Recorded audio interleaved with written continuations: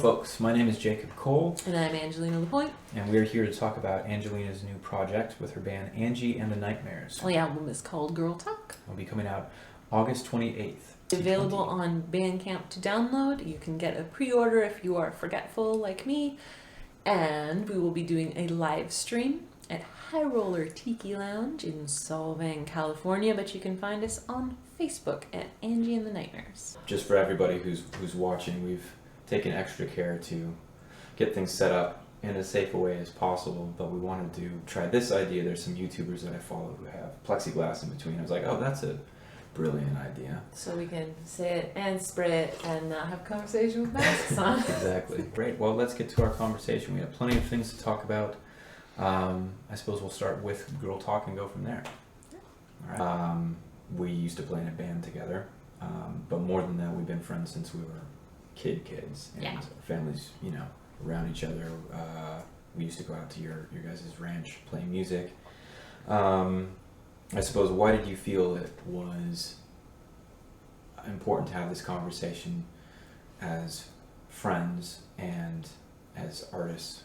We come from the same place in the same time, and we have very different goals musically. Like, what is important about our music is different, but we also have a similar sort of like level of seriousness or like dedication to the craft of songwriting. There's a lot of feminist themes on this album, and I'm reluctant even to say that. Why are you reluctant to even say that? And in addition to that, since we're diving right into that, and we can zoom out and have more of a macro conversation, and then we can get back into the micro. But the theme, like, why did you land on this theme? And to me, I was hearing different things, but you do talk about the feminist and the femme. So what is that aspect to you, and why did you have a hard time with that, I suppose? I think it's just a label, It's a label. and it can be a turn off to people. Like, if you call it a feminist thing, then there's a whole chunk of people that say, well, that's not something that concerns me. Why would I want to listen to it? This is the first album that has been completely made while I was in my 30s. I'm an adult, and this is an adult record. I love that, actually. Yeah. It's how I came at being a musician from, this is an accessible way to be a storyteller. Like, this is showing up and having a stage presence, like welcoming people to your show is a way to pay them back for listening to you. It's like, hi, I have showed up for you. I'm going to give you a performance, and in exchange for that, hopefully you will listen to like 5 lines that come out of my mouth on the stage. And because my music is super personal and a little bit confessional, like, I always feel like there should be some kind of payoff for that. It's like, why would anyone want to listen to me? And the two things for that is, I'm going to try to give you a good show. It's going to be fun from an audience perspective. And then also, I'm going to try to make my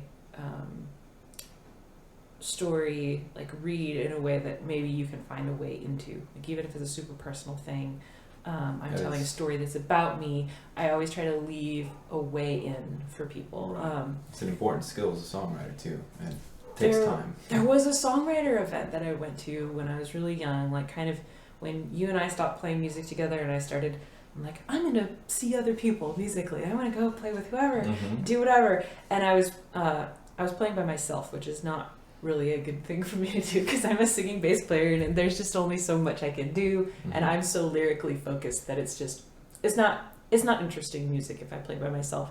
But I was playing by myself, and I played this show, and it was just a bunch of people really like unpacking their pain and talking about like the saddest moment of their life. And then, there was like 5 of us, and we all played for 15 minutes, and it was the saddest moment of everyone's life.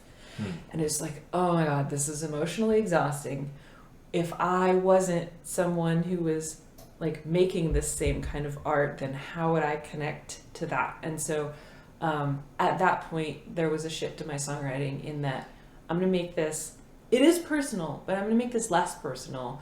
I'm going to try to think about whether or not someone else has had this same feeling that I'm trying to express through my song. Like, what would and maybe ask them, or make fun of myself a little bit. Like, this is super self-reflective, so let's have a moment where I like turn to camera and go, I know I'm talking about myself a lot. And so that was a big shift for me. It was important to, like, because my approach to songwriting has always been, I'm going to tell my story. Like, I'm going to talk about my emotions. Right. Like, why the heck should anyone care about me and narrative. how I feel? Yeah. Cool. Yeah, like you said back there, I mean, like, trying to leave the song open enough for somebody else to find something, one, either they can relate to, or that they can then understand where you're coming from. So, like you said, accessibility is important. Like, for a long time as a songwriter, for me, it was definitely writing in terms of imagery only, and letting the music and melody kind of interweave in a way that was like a tapestry. But the song narrative was not really ever a consistent thing. Like, I would land on it by accident. There were a couple songs that I wrote when I was younger where I didn't know how I wrote it, but I was like, oh, that's like a linear story that makes sense, but I couldn't figure out for the life of me how I got that out. That's something I've always admired about you, is your focus and your ability to have, even at a younger age, as a youth, having an attention to narrative. That's always been such an incredibly important thing, but I didn't appreciate it as much at the time, and now I appreciate it even more and admire that, because that is something you really do have in your music. No matter. So let me talk about narrative a little bit. Yeah, that's one of the things we have. It is definitely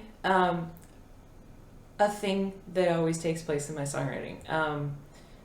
I listen to a lot of podcasts about comedy, and I think that specifically, like, the technique that observational comics use when they're writing, jokes or chunks of jokes, where it's like they saw a thing and then they attach something to that. I feel like oftentimes the seed of a song, or like where it comes from for me, is I observed an interpersonal interaction, like between me and someone else, or between other people, or I'll sit down and have drinks with a girlfriend or something, and something will come up in the conversation, and I'm like, that's an interesting sort of emotional situation. Sometimes it's a conflict, sometimes it's not. One of the fun things about this album is I don't have any songs about breakups, and I don't have any songs about new relationships, because I'm in a long-term relationship and I love my relationship, but those are the easy places for songwriting, is the beginning and the ends of relationships. So what do you write about when you can't write about new love? What do you write about when you can't write about the heart-rending sadness? It takes it's more of a mature touch, and I think it's one of the reasons why I think when you do get to your 30s, as an example, you have all those experiences. As a writer, you've also written from that perspective so many times. You're like, okay, I've done this, I could do this again, but how do I write a song, like you're saying? To your point, how do I write a song from this vantage point, this tracks, right? Yes. Yeah, so there's 10 tracks.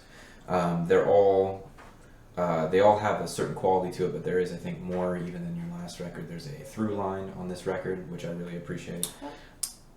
The overarching theme of this album is the difference between when you're a kid and you're consuming media and you're growing up, and what you imagine that you're going to be like as an adult, or life is going to be like as an adult, and then you become an adult and you look back on it and you're like, what the heck was I thinking? Like, the expectation versus reality of being an adult, of being in relationships, of what's going to be important in your life, and just dealing with that whole thing. Like, you wake up one day and I think it's kind of the defining nature of being in your 30s, is you learn what you care about and what you don't care about, and the difference between what you want to do with your life and what people like the expectations that were put on you when you were younger, or just are put on you by society. You like learn what works for you and what doesn't, or at least I did. And so this album comes from that place. And we're talking about how this album relates to feminism. That is the theme, and we should continue to talk about that. Yeah. The feminist themes of this album. But what is it like to put out a feminist album with an all-male band? That's the specific question. Because it is my project, and the narratives are primarily mine, I feel very supported in that by my band. And one of the thing that happens is like I say this is a feminist album, and one of the guys will be like, well, it has nothing to do with me then. And I'm like, and then I explain it, and they're like, well, like you, they're like, well, I felt that way too. And I'm like, right, congratulations, you're a feminist. You're a feminist, exactly. Yeah. But also, like, I want to get away from the verbiage of feminism Right. in as it relates to this project, but also I'm a woman and that is my life experience. So like all of my music is going to be intrinsically feminist, but this particular set, because it does deal with like sort of the societal expectations of what girls want from their life is a big part of it. Like the song Nightlight is like, there's a part where I talk about like my prince coming and being rescued by Han Solo or some other chaotic good sort of character, and like that is part of what, like, that's part of like the fantasy of what your adult life is going to be like, that's built for women specifically. It's like some guy is going to come and make my life amazing, and that's not how it works. Right, I mean, right. relationships are great, but you Right. gotta handle your own shit. Yeah. And so Totally. like breaking down those things, it is a feminist narrative, and but it's also, it doesn't have to be. And so the guys get to tease me about it sometimes, and that's their prerogative. Like I'm like, hey, we're gonna go on stage and do this, tell this feminist story. Right. We're gonna you're gonna support me in making this super confessional music. And They do a good job. they were both Yeah. familiar with my writing ahead of time, so they knew what Yeah. they were getting into. Yeah. It'd be pretty cool. Nice. Consistency. Yeah. You've been consistent the past couple of years, really, which is really cool for me, who has not been consistent. And I could name all of these different reasons, but at the end of the day, that's me not taking responsibility for just simply not putting out something that I feel like isn't quite ready, because that's something I wrestle with all the time. And I admire that about you, is that you are consistent. But it's also like everything that's on this album is not new. Right. Right. One of the songs on this album took me 8 years to finish. Right. Turnaround, specifically, I wrote that song when I was like 18 or 19 years old. Okay, so that's a good question. Yeah. You don't mind having, this isn't an album you could have made in your 20s. No. But you don't mind taking some of that material you wrote from that time and pulling it along here to, I guess, better help. I mean, you can flesh it out better now than you could then, for one. Yeah. But so you don't feel weird about having something from that time and pulling it through to... No, two things. Okay. So because I'm in a long-term relationship and I don't have getting together and breakup content. Right. There was a moment where I was like, okay, well, how did I feel as a teenager about relationships, and how can I take that angst and that like rawness that you have around your sexuality when you're young, and like how can I take that and then explain it better than I did when I was younger. Right. So that particular song, there's a big chunk of it that is that I did write, and most of the lyrics are from the original version of the song, but the chords and the melody are completely different. Gotcha. And then there's a bridge that's just gone. Well, that's a wonderful Because thing, that's right? how it works. Yeah. And so because most of my songs are started with like a seed of a little, like an idea or a conflict or a feeling that I kind of want to unpack a little bit more, a lot of times they'll sit for 5 years, 10 years. I'm getting to the point where I'm finishing songs that are 10 years old now. That's pretty cool. I think that's great. Leonard Cohen did that all the time. There's plenty of writers who don't do like the Bob Dylan thing of just churning out song after song after song after song. Yeah. And I actually think there's a lot of value there that reminds me that time is, it doesn't matter. Like there's this innate pressure in our culture to do things as quickly as possible and to excel as quickly as possible. And as you get older, you just know that that's not how reality works. And as a songwriter, I think it's a really healthy reminder for somebody like me to hear you say, oh, this is a song from 10 years ago, but I still see the relevance of it, and I can actually take that and make it, I can make it mature or make it work for this project. And actually, like there's songs that I have that are that old as well, and I'll go back and listen to them and be like, oh, I can hear what I was trying to do, but now I understand how to actually make that happen. And that's an interesting thing just as a songwriter and as a person, really. And for me, because I'm so lyric focused, my songwriting process tends to be like I have a set of words and the melody comes with them a little bit. So like I'm like and like I'll just play with that first line until I get it the way I want it. And so because of that, melody is extremely linked to lyrics in my mind, and sometimes the melody is not working. Right. And I need to just admit that I like part of the song and keep what I like and get rid of what I don't. And I tend to get stuck in the same sort of chord progression for a while. And everything is going to have the same chord progression. Totally different cadence, totally different melody, but it's just that same chord progression over and over and over again. Yeah. And I'll often write in my car, and then I'll get home and start playing it, and like, crap, it's the same chords again. So one of the ways to deal with that is to just set some of those songs aside.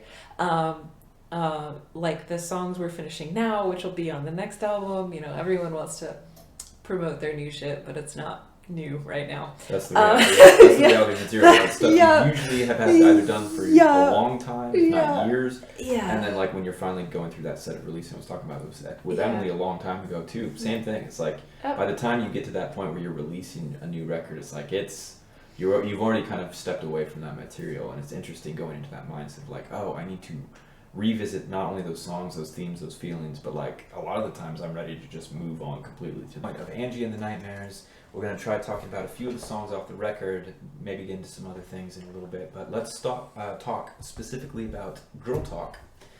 Since I'm saying talk 90 times. We're going to talk about We're going to talk about Girl Talk, which is also the title track, Girl Talk. So let's have a little girl talk. A girl talk? About the girl talk? About the girl talk. So this is a song about something that until I wrote a song about it, I didn't know that everyone struggles with. And this is a song about making friends as an adult. Like a unique situation. Well, it's not a unique situation. We all go through it, and apparently the struggle is real for all. Yes. But like, particularly because I have a good relationship with a lot of my childhood friends, like you and Emily Wren and other people that I grew up with. Right. It can be weird to make new friends without that kind of context, particularly in a small town. Yeah, back to writing songs that are not about the beginning of romantic relationships. This is sort of a song that's about the beginning of a friendship, and the same sort of like will we, won't we sort of push-pull for that. Love that theme. Yeah. And like also, no matter how kick-ass my stage presence is, I'm an introvert and a very like private and personal person, and so reaching out to someone who I've never talked to before is so scary. And I think we all sort of like write the script for how a conversation is going to go in our head, whether it be, you know, a really difficult conversation or an important conversation or just a conversation. And so this song is that narrative in my brain of like thinking, oh, I should really go hang out with this person. I should really have coffee with them. I think they're cool and I want to get to know them better.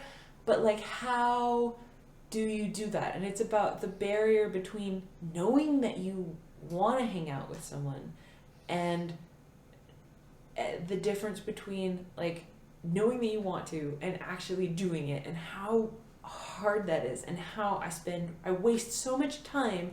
Like, I could just go talk to someone, and then at the end we would know whether or not we wanted to talk to each other again. Yeah. But I get all up in my head, and particularly because I spend a lot of time doing things that are very time consuming and solitary, and so I feel like I have less free time or hangout time to give than maybe other people do. And so I'm like, hello, I'm asking you to be my friend, which means you will see me once every 3 months for 2 hours. And so like, how does, like, it's hard to like expect someone to do that, but everyone has a life, and everyone who's an adult has a life, and we all struggle to find time to make friends or to prioritize having friends. Yeah, totally. And so it's been really fun to play this song out and to talk about it, because everyone fucking feels that way. Yeah, I mean, I relate. And until I wrote a song about it, I didn't know that. I thought maybe it was just me. And so, yeah, it's about like struggling to reach out, or like composing text messages that you don't send, or feeling weird and awkward, or feeling really, really nervous, like when you have a coffee date with someone, or like, why the heck would, in a similar way to like performing my music on stage, it's like, I'm gonna sit down and talk to someone, like, why the heck would they care about me? Right. And so that's what this song is about. It's sort of like, sort of similar to the beginning of a romantic relationship, when you're like, oh, is this gonna be the thing I dreamed? But finding it on a different footing. Okay. Yeah. Yeah. Well, I Yeah. I relate to that. It's those are all very, very relevant, especially to our demographic, being in our early 30s and having lived through our 20s, and the excitement and loss of relationships, both platonic, romantic, and otherwise, and just the excitement of meeting somebody new. That's something that you explained to me that we're going through now with COVID, that there's this sort of unspoken grieving process of the lack of social activity or rhythm and ritual that we had before. And one of those for me is certainly meeting strangers at gigs, meeting people that you might not ever see again, but there's a nice exchange there that is meaningful on a certain level. It's intimate and has some depth, but I do miss that. And I do wonder a bit about why this became the overall tone you wanted to set with the record. Like, this is the title track, and I don't know, I mean, just hitting on that song some more, and as it pertains to the overall theme. Like, you have Girl Talk up here, it's the theme, and then everything else like is sort of nicely. Well, because I think like the theme of each individual song, like we could say that these are all, because I'm a woman and the album comes from my voice, all of these songs are girl talk. Like, there are things I might talk about with a female friend, or things that are sort of like intrinsically female, like they have to do with growing up female and like how I continue to function as a female. So like we could talk about how each one of those songs has that kind of femaleness to it. And so I set that apart as like, okay, this is what we're talking about. This is our of the record. album. Yeah. No, I like that. And I mean, the feminism side of it is, I relate to that. I mean, I don't know if that means I'm a feminist. I used to think, I think I do consider myself a feminist when you really break down what that means. A lot of people, though, men in particular, they get sort of like prickly when you verbiage. That we want to come to the conversation as equals, and that everyone's voice deserves to be heard, no matter sex, gender identity, whether a person looks like you or not. Agreed. So, I mean, great theme for the record. It gets me right from the beginning. Cool. Do we want to talk about like some of the other specific songs and how they relate to the theme of feminism or girl talk? Like while we're on this, let's talk about "Don't Ask." Okay. To begin with, let's do that. This is actually a song that came from having girl talk with a friend of mine. Okay. She was about to turn 30, and welcome to the club. Woo! She was really like stressed out about societal expectations coming from her relationship. She's like, she was in a relationship, and the understanding was that they wanted to get married. So long-term relationship, right. like it felt good to everyone, but they had talked about marriage, but they weren't engaged. Got it. And so this song was about a really personal conversation that I had with someone about how she was about to turn 30, and the fact that she wasn't engaged made her feel less than. Interesting. And she knew, like, she had all of her ducks in a row. They were happy with her relationship. They knew, but she wanted to get married before she was 30. And that's what the song is about. Okay. And I think for me, in a broader sense, it's about like milestones in your life and whether you hit them or whether you don't, and the expectation from the outside perspective that that you're going to be in a relationship, that's assumed, that that you're going to have a career, that you're going to have kids, like all of those, like the checklist of whether your life is successful. Yeah. And so it's called Don't Ask because it's about the question, when are you guys going to get married? Right. Or why you don't have kids, when are you going to have kids? Yeah, like when, are you buying a you, house? You know, like all that kind of thing. Yeah, those responsible things that we as adults are supposed to do, or that's conditioned from such an early age. I mean, everything from books, you know, movies. Hollywood is probably one of the worst catalysts of like the idea of what it means to be in a healthy relationship. It's misleading to say. Credits roll at the beginning.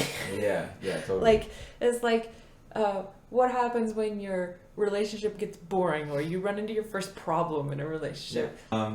Well, let's keep talking about songs. Yep. While we're there, I think that's important to just stay focused on the record effect. But we could also talk about Rally Song, which is a great. I think that the way that again that's recorded, quality-wise, sounds really good and jumps out. I love the tones. That one, we had so much trouble getting it to fit into the finished record because it's more of a string band style vibe. Right. It was like I love it. I love the way it was recorded. But it's a little bit more of it's more of a barn burner, like a country kind of vibe. Yeah. Totally. And so there was a point where it really didn't fit in the record and it was driving me crazy. But Don't Ask helped with that. We balanced it out a little bit. Yeah. But like thematically, that song is about being in a band with another woman, which I was for a long time. Right. Your little sister, yeah. And how we played music together for a long time, and how I had the privilege of getting to watch her grow up, and I often, like, the people who are the most special in my life are the people who get songs last. Like, so, you know, Anna and I played music for like 7 or 8 years before she got a song. Right. And it's also kind of like, how meta are we going to be? I'm going to play a song about you with you. You know, that feels a little weird. But it's also very sweet, I think, too. It took a long time for for me to write a song for my brother, who's a really important person in my life. And Legends, a song from the last album, is Love that song. For my brother.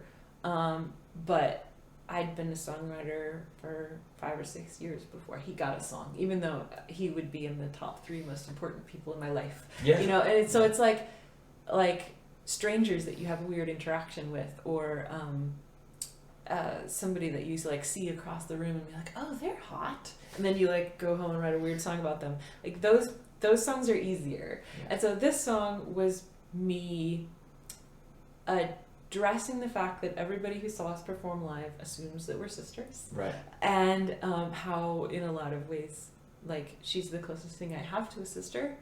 And then I felt like, okay, well, maybe I need to step up. Maybe I need to speak more clearly about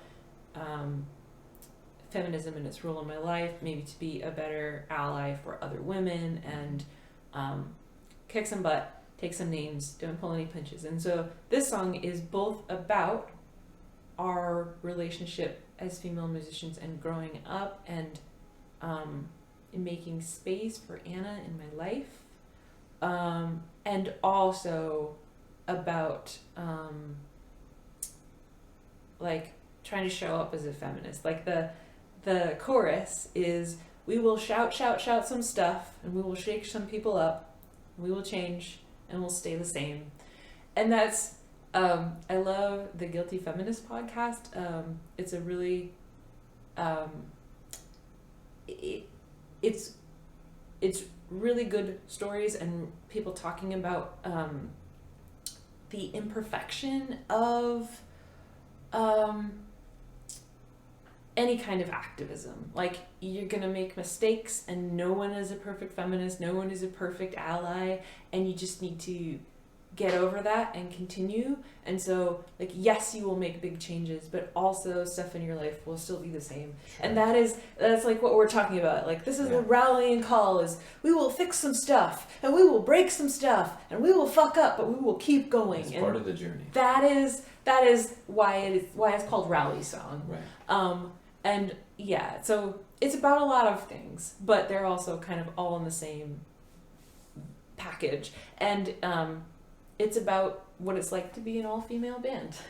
Either way, again, like whatever your sexual identity is, gender, anything, it's oftentimes, I think people who are really listening are just listening based on the content of the music and the quality of the art. But those are things that people do, of course. Like, they'll see you as the only person coming up who is female, who is going to be rocking. And I do dress up when I play. Yeah. And I have a very over the top. It's performative stage vibe. Yeah. And part of that is we can maybe talk about this more a little bit later. Yeah. But I have been a part of the hot rod and rockabilly scene, and I've done pinup for a while. And the way that works in my life is it's a little bit of a performative action around my gender identity specifically. So being a pinup is a little bit like doing drag, and like we're gonna make me really girly. Right. And then I'm going to sit in that place for a while. And one of the really interesting things that changed the way that I think about my own voice on stage, I have no idea if it was a shift for the audience, was when I decided to take that pinup persona, that like really dressed up version of myself, and do that on stage, to take those two parts of my life and put them together. It shifted for me, even just to being like that was where I was like, oh, I see where you're going. This is something I can grab onto in a good way. Like that visual aspect does help. I was kind of like, I don't know if anyone else cares, but for me, it's like I'm the mild-mannered alter ego, and Angie Nightmare is the superhero. Right. And so putting that, like, sitting down and doing my makeup for an hour before a show, it gets me in my headspace. Yeah. And it also, it's like a mask or an armor or it's an excuse for me to be just that much more on stage. God, it's important to have that too. And you never know who you're going to deal with. To own it, yeah. And to acknowledge that the performative aspect of my music is important, and that to a certain extent, in a similar way to like what a comedian would be doing, I'm sort of like building a character for myself, and it's good to acknowledge that person is both me, talking about very, very personal things that are personal to me, but also not to the person you're sitting down with. There's one aspect. It's one aspect of who you are as a whole, and that's also an important thing. I think people tend to forget. I want to keep talking about the songs, but just to speak to that point briefly, which is that, especially in a local community or a smaller, independent, artistic community, that is something that people, I do think, forget that we can both relate to, is there's the public persona, the version of you that people know, but they don't know you. And that's an important separation that I like to be conscious of as well. Like Instagram, I have enough of a following on there to where people think I am a certain way, and it is very much a controlled projection of how I want to be interpreted. And I know that that's a very similar, if not the exact same thing, of when you put on your mask, so to speak, when you go on stage, it almost is, it's not almost, it is empowering. But that's an interesting it's interesting that we both have to separate or have that separation, but to also meditate on that.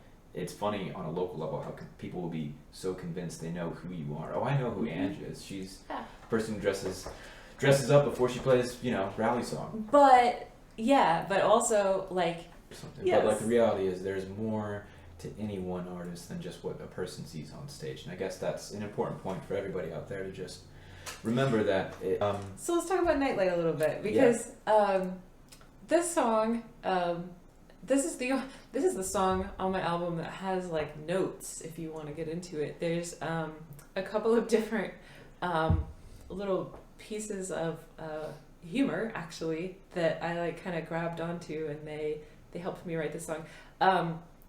So Turnaround, the song that I started writing when I was really young and came back to, is a song about driving and parking as a teenager, like, and the makeout spot, and like that, like. Real quick, I'm sorry. Yeah. Where was the makeout spot for you? Down on the end of I Street. Okay. Oh, okay. Yeah. Are you talking about all the way down Megalito? Yep. Yeah. So for anybody who doesn't know, in the Lombok Valley, which is where we reside, there's this wonderful street that connects all the way down to the park, and then it goes all the way to basically the ocean there. Yeah, so you go all the way down. But it's about that like intimate connection that you have when you're like not looking at people and like talking in the dark, and the like very first. It's like the very first intimate connections that you have with people that might be romantic but might not, and how like exciting that thing is. So very exciting. I was working on that song and kind of revisiting those feelings, and I was thinking about like my just like unpacking my teenage sexuality a little bit. Like for me, my sexuality has always been really tied into music, be it as a consumer of music. So like I was a huge Incubus fan when I was a teenager, and it was because Brendan Boyd is so dreamy, and that so for me, like, it's beautiful music and it tells a beautiful narrative, but it was like very sexually charged for me. And my own music is sometimes that. It's like a way to express my sexuality and just really like live in that feeling. So I like really sexually explicit music. I like really sexually charged music. And thinking about that, like driving in the dark, singing sort of like tense, when you're a teenager, everything is so like in your face, and feelings are, it's the first time you've ever had any of these feelings, and they're just like so there. And so dealing with that and finishing that song, I was thinking about that and that place, and I started to think about what I might have to say about that I didn't say when I was younger. What does adult me have to say about the feelings that teenage me had? Yeah, and so that's what this song is about. And in a way that I always do, because I'm dealing with really heavy stuff sometimes, as it's like, well, what's funny about this? Because like thinking about your teenage sexuality as an adult is funny. And so I started with, I think we all were in love with that guy from the record store, and that's the beginning of the song. And it's like you gotta have somebody that was like so cool that you had a crush on, you know? Right. And there's a great little, like I have an Utney magazine music compilation that like a whole huge amount of artists that I enjoy now I like found on that. Someone gave me in the early 2000s. It's like from 2001 or something. Okay. And there's some little Onion radio spots on there, and there's one that the nation is in love with that girl from the record store, and like it goes into how this is a thing for everyone, like the guy at the coffee shop, the person at the record store. Like, you're a teenager and you go in, they're a little older than you, and they're so cool, and they don't want to have anything to do with you. You create the perfect fantasy in your mind. Right, and so, represent. And I think, I have no idea if this is how people who are who are dealing with this like now as teenagers, if it's the same thing or not. But like I think in the late 90s, early 2000s, there was definitely the more they ignored you, hotter they were. I think that's the thing. And, Okay. and even just past being a teenager. I Yeah. think a large part of Yeah. the 20s centers around the idea. Yeah, so it's like, oh, they don't like me. That's so Right. sexy. And you want you Yeah. work harder for that attention. And I think in a way. the Kurt Cobain aesthetic was such a big deal for that too. It's like, oh, he'll never, or Julian Casablancas. So he's got that same deal. Like, oh, he was born. he's gross and he's not gonna ever be into you, and that is so hot. And so that's just unpacking that like lightly, but it also kind of brings us into like a couple of other things, like how how do I talk about this? The like preciousness surrounding female virginity, and how the fairy tale aspect of sexuality, and how like if you like your first relationship like is giving something away or being too serious, or like you have to wait for the one or whatever. And so that whole thing, like the chorus goes, my body's a castle, I'm waiting for my prince to come. And that just like specifically like deals with that, like all of the bad messages we got from Disney about how relationships are going to work and how sexual relationships work.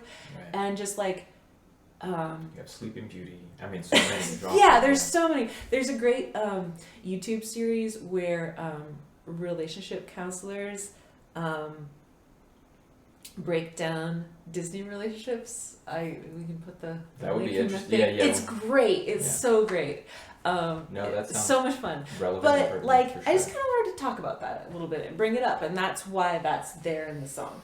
And then we all want a hero, a cowboy with a ray gun is the next line of the song, and so that's about how it would be great if Han Solo or anybody that who's the guy from Spaceballs? yeah, right. It's just Bill like Pullman. the whole like no, I never expected Prince Charming to come save me, but that like it's intense how it there's- shifts our expectations at a young age. Yeah, It forms so not it's just like- women but men too, and across the board, Oh, all yeah. kinds of people. Like it defines to taught me watching those sort of things or having that content shoved in my face as a kid. Even it just enough like gives people that sort of like, oh, you're supposed to rescue this person, or you're supposed to save this person, instead of the reality being everybody is, they have to learn to take ownership of their own actions and be responsible for themselves. And it's just it is like you're saying, it's an unhealthy, even if it's packaged in a really nice way, it's an unhealthy perspective and expectation that it gives to kids basically.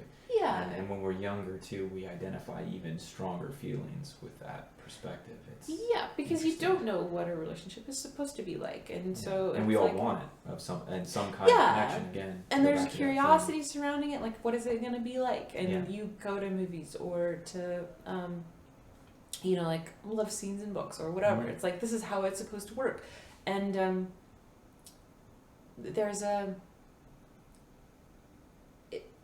it's played for romance, or it's played for comedy or whatever, and like in your real life it's all of those things at the same time. Yes, that's a better way to say it. It is all of those things and none of those things at the same time. Yes. But yes. And the same experience you could look on in different ways. Totally. Which is, Yeah. And again, not to say that we never play those roles, because we do. Yes, and that's not a bad thing. it's important either, to figure out what works for you and what doesn't, and to Right. let go of the expectations that don't work for you. Yes.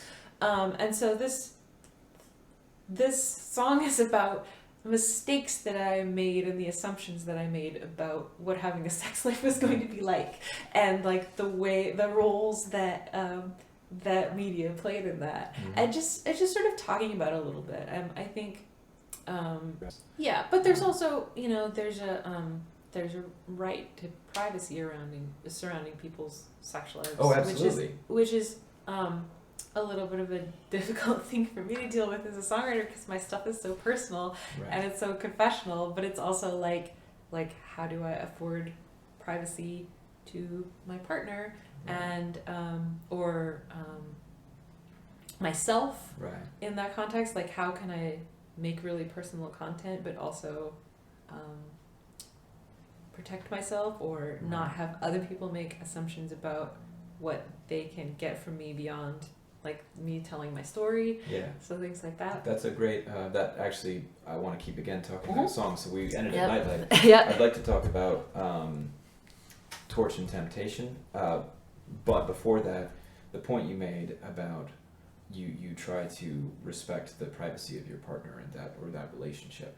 Do you ever think though that, because I know that I do, sometimes I think I'm being too personal when then I play something for somebody and they're like, oh, I didn't get that at all. So do you ever think that where I'm coming from actually might not be interpreted that way to begin with? But like, does that ever inform, like the overall direction of your songwriting, the theme, the narrative, or do you just like go sometimes full bore and like, well, people are either going to get this from it or they're not, but For me, I always have to have the structure of the narrative, like the story that I am telling. Okay. So for me, it tends to be, okay, this is the thing I'm talking about now. A lot of my the overall structure of my songs tends to be the same in that the first verse is setup, the second verse is elaboration, the chorus is sort of like exploding the idea or making it more general, or expressing the conflict if there is a conflict, and then the third verse is okay, let's try to say something we didn't say in the first two verses. How do we wrap this up? So a lot of my songs will start with this, and for me that's me establishing the scene sort of, and so Temptation that we talking about Temptation and Torch. So with Temptation, it's the specifically this, and that song is sort of addressing the societal assumption that it's only men that have a wandering eye, that addressing choice around monogamy, that like being in a long-term relationship and remaining monogamous is a conscious choice that's made on the part of both partners, to respect the relationship and the other person. It's like, it's not that you don't ever have thoughts or feelings about someone else, it's just that you have agreed to respect one another and be monogamous. These are the parameters that we've established. Yes. Sure. And so that song, the beginning is, I've awakened a temptation. So it's like, it's a great line. Yeah. And I liked it because for me it meant a specific thing, but there's also a sense of mystery around that. Like, it could be any kind of temptation. So that is the beginning of that. That's the setup. And then I go on to elaborate the situation, and spell it out. But then again, that song is about a very specific thing to me, but I don't know if it comes across that way. It doesn't. Not to me, because again, I like Torch, Temptation, they're kind of in the running as my two favorites. Okay. And Temptation, I mean, again, musically speaking, might, for me, trump Torch, but that's just an audiophile thing. Yep. But the theme is there, but it does not feel it is tied to your personal narrative. Like, you created a very accessible theme where I immediately was drawn into that, again, from the first line through the rest of the song. I found it very relatable. And I think because of where my brain works with monogamy, monogamous-ish, or whatever the word is, polyamory, all these different themes, and I think you did a good job making it accessible. I actually thought most of the songs on this record, there are obviously specifics here, but I think you did a great job making this very accessible to a lot more people. I will always serve the story that I want to tell, and if it's accessible, great. Yeah, that's a great perspective. Yeah. But also, I don't want to make things difficult for people. I write really lyrically driven content, and if people can't hear what I'm saying, or if the lyrics don't make sense, then I'm cutting off a part of my audience. So often I will need to simplify. Like, there are things I want to do lyrically, like from a poetry structure standpoint, like from a timbre, like I'm gonna rhyme this with this, and then rhyme with this, and then it just gets really complicated. And sometimes, one of the things I've been working on with my band, right, and specifically telling them to call me out on, is like, was that confusing? Is that too complicated? And we have gotten to the point where we have a rule, which is that verses can be as complex as we want them to be, and choruses need to be a little easier to understand. Peel it back for the chorus. It back for the chorus. Yeah. So that if someone needs a way in, if they're not a super dense storyteller, like story listener like me, that's how I relate to music. Like Tom Waits is one of my favorite songwriters.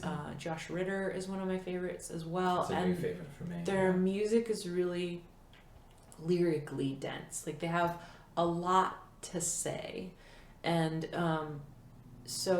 and they say it with a lot of words. Like, versus the Ramones, whom I also really, really love, and Willie Mason, who I've been getting into lately. It's like, how can you say something with the least words possible? Like, sure. Ramones, if you can't say it in 5 words or less, don't say it at all. Yeah. And that is so hard for me as someone who will always add more words into the situation. Like, I literally have to take some out. It's like, which ones can I take out and still have the story maintain its integrity for me? Trying to learn for a long time. I can hear it. But like I told you, I think it was probably off camera, I've always written from the standpoint of like melody, sound, what sort of imagery do you create with those two things, and less emphasis on the words. But as I've gotten older, the importance of words and narrative, that's taken me some time to get to, but now it's front and center, and I love writing from that perspective. But I pay attention to some of my favorite writers like Townes Van Zandt. John Prine's a big one. Like, John Prine has a song like Angel from Montgomery, super economic in its structure, you know exactly what is being talked about, but it's also open enough to interpretation. And then you have a song like Clay Pigeons, or something that's so dense that, one, it's just hard to learn the rhythm of that. Yeah. Like, I was trying to play along with it the other night. I was like, oh my God. So many words. 3-chord song, but the way that the words land over the chords, it's difficult. Do you listen to Dave Alvin at all? A little bit, but not enough to speak with authority. Ash Grove is my favorite song from him.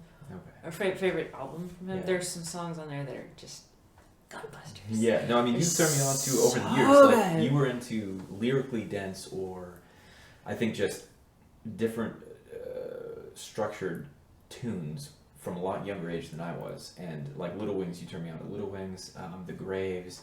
I mean, so many bands and so much good music that I was like, this is interesting. But I remember thinking it was so different when I first heard it, like, oh wow, I don't even know what to make of this. So weird. Yeah, weird is the main identifier when you're younger. If you come from like a different background, like the blues is what was normal for me, jazz is what was normal for me, but then getting into that, I was like, wow, this is human. I mean, they're all human, it all feels incredibly human, but it was a different kind of angle I just hadn't heard. And well, I grew up with my dad is like the original hipster. He had a bluegrass band in the 80s. Right. Like, he was uncool before uncool was cool, like in a major way.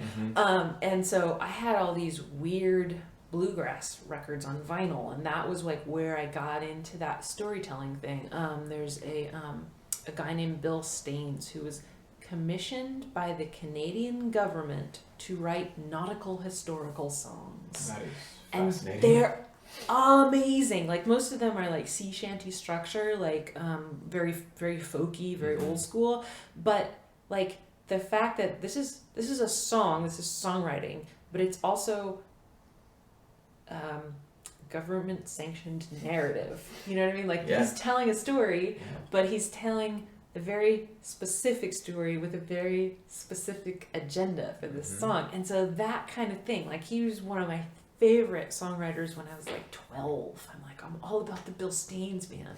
Anytime I can find someone who's actually listened to him, I like have a little like we dance around moment because sea chanties are my jam, man. Love a sea shanty, yeah. But like that kind of narrative songwriting, or the like very old school like chick with a banjo or acoustic guitar kind of songwriting. Like I had a lot of those records, and they're not people that anyone would know the name of, but they were super important to me, and I sort of latched onto them as a kid. And it's like, this is some like weird abstract story about this thing happening, or yeah, that's why I love the Carter Family as an example too. It's like they took a lot of those songs and played them for the world in a way. Like they were like for me, they were a door into so many different kinds of songs or artists who you never hear about. Yeah, and for me, the thing that I would like, Jim Croce is a really good example of someone who I really looked up to. It's like if I could be Jim Croce, I could die happy, because he has this sort of like humorous situational storytelling that he does, but then he also has this super emotional personal storytelling, and those things are both present within his work, and the tone of those songs is very different. There's the like Bad Leroy Brown or something like that, where it's like a story about, it's modern mythology in a way. It's like the beauty of folk. Yeah, but really. Folk music, yeah. But and like Boy Named Sue does the same thing, or the Johnny Cash like, song, right? Johnny Cash vibes, or and the there's another song that Johnny Cash does that really connects with me. It's like the Daddy sang bass, Mama sang tenor, me and little brother would run right in there. Yeah, I don't remember the name, but I know the song. Family Circle, yeah. Yeah. Totally. So that kind of it tells a story of a particular type of family dynamic and how it relates to music, and it does it really economically, but it's something that really resonated with me emotionally. It's like, this is a song about a thing that I did in my life. Like you and I have both played music with members of our family, and it's a huge intrinsic part of our family dynamic.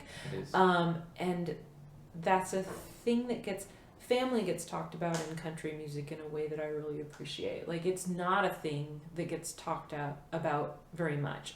There's some really great socially conscious hip hop that deals with family. Like, I think Jurassic 5 has some really, really poignant family moments that like hit that same kind of thing, but it's more complex. Like, Johnny Cash talks about family in a really cut and dried, straightforward way. Very linear, yeah. Yeah. And I love, like, I feel like I probably complicate things, but back to songs from the old record, like Legends is a song about my family and how my family specifically, there is a tradition of storytelling, and like both of my grandpas told really sort of embroidered versions of certain things that happened to them when they were a kid that really stuck out for me as like that was like a thing that we did, is we would sit down and people would tell stories to us. So it's a very rich upbringing. It's great, and part of that is I grew up in a house without a TV, so we had time for shit like that. But it was also just, it's like something that was important to my family, which I really appreciate. But my brother specifically was really good at asking questions to get stories out of people. Like when he was like maybe 8 or 9, anytime we'd sit down with anybody, he would say, "Tell me a fire story." And apparently everyone has a fire story. All right. Yeah. I wonder what mine is. So we sat, sat down and told a fire story. And so that is sort of what that song is about, is that it's making a reference to the kind of Johnny Cash, Patsy Cline, like early American country, like we're gonna tell a story about what we're doing in a way that that turns it into a myth or a folktale. Like we're gonna to take a normal person and elevate them to the status of hero. Like that is like what those songs do. And so there aren't a ton of songs like this on this album, but it's something that I'm really interested in, and that I am very conscious of the fact that I'm narrating my own story, and that the pieces of it that I'm building, like I can add other things. And so my stage self is a little bit larger than life, and she deals with things in a different way than I actually do in my real life. But there's a fun with playing with yourself as a character, and how do you present yourself as a character, or how do you present your family members as characters. And that's something I really enjoy in song. I have no idea if it comes across either, but it's something that I'm thinking about a lot. I think to the person who's paying attention, it might come across, but not in a overly thought out way. Like not where it seems like you're putting your thumb on the scale too much. It seems for me measured. Because I'm a visual artist, I can also control the imagery that accompanies the song, and that gives me the opportunity to filter that a little bit as well. Right. Okay. Well, let's move on. Do we want to talk about Hot Mess? Yes. Do we want to try to talk about Hot Mess? Yes, let's try to talk about hot This song is fun because it's like, this is a hot blues song. Yeah. And I'm sort of, I'm not embarrassed by much, but the fact that I'm a sexy torch singer is something that I get a little self-conscious about sometimes.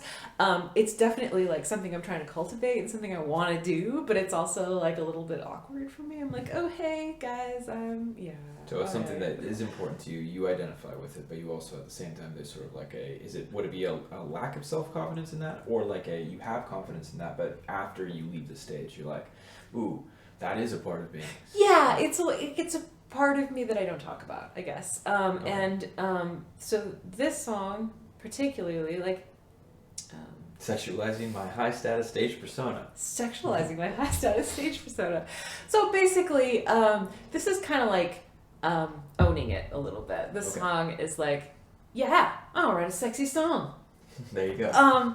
And also it's kind of like, what is the anatomy of a sexy song? And so... God, I don't even know. Right. So having a real banging bass line is the first place you go Definitely with that. Riff. Yeah, Mm-hmm. go there. Yeah. So that's what this song is about musically, to set that up. And also... not just the banging bass line. Not just the banging bass line. Okay. But to like... having a real strong and growly voice to the music specifically. That's where the organ part came in and really kind of turned up the hotness. Did you have to smoke more cigarettes before you recorded this song? No, just whiskey. Okay. Just whiskey, and we did it late in the set. I always do this one at the end of the set because it's the one that destroys my voice. Your voice is already worn out too, so it's kind of, you can go there. Yeah. Yeah, I understand that. But no, this song... on the last album, we have a song called Stop Make Love, which is about how your actual sex life gets in the way of your songwriting. And it's very sexy, but it's also... I thought that was definitely like Turn the Sheets sexy. It's a little defensive and ironic. Mm-hmm. Like, I'm talking about how I'm writing a sexy song, which is like a little bit of me pulling back from writing a really sexy song. And so this song is me just going, nah, I'm going to lean in. I'm going to write a sexy song.